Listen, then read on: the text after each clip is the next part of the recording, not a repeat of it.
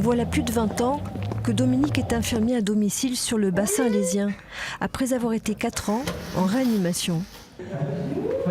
Le voici, au chevet de Marie-Thérèse souffrant d'une plaie infectée après avoir subi une opération des varices. Le week-end dernier, sa patiente a fait un passage aux urgences sans trop d'efficacité au final. Elle a attendu 5 heures sur un brancard avant de pouvoir trouver un lit.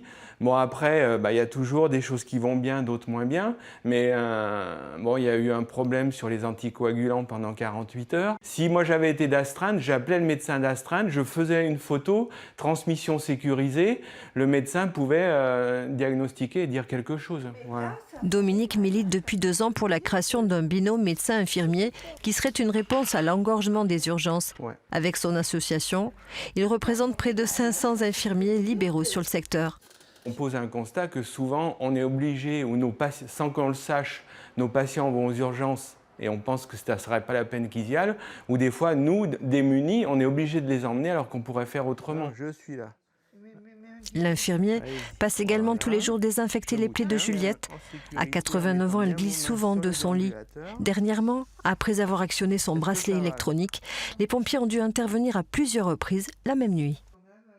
Si on avait été envoyé dans le cadre d'un binôme médecin-infirmier, le médecin qui est d'astreinte disait « Dominique, est-ce que tu peux aller à tel endroit? Il y a une dame qui est tombée. Voilà, je viens, je fais un bilan clinique, pouls, tension, température, saturation. » Pour le docteur Flessier, fervent défenseur du binôme, d'autres solutions pourraient être étudiées pour la prise en charge des personnes âgées.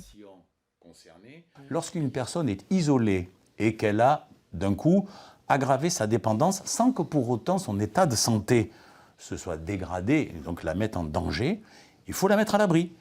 Mais la mettre à l'abri, ça ne passe pas forcément par une chambre d'hôpital qui coûte cher. Avoir une chambre tampon, par exemple dans une EHPAD, qui serait habilitée pour ça, permettrait d'organiser cette réponse au mieux des intérêts de chacun. Le binôme médecin-infirmier qui quadrillerait le territoire et prendrait en charge les patients en amont des urgences n'a pas été retenu parmi les 12 propositions annoncées par la ministre de la Santé. Le député de la circonscription, Olivier Gaillard, avait même présenté le texte à la tribune de l'Assemblée nationale en vain. Malgré cela, les 2 professionnels de santé restent combatifs.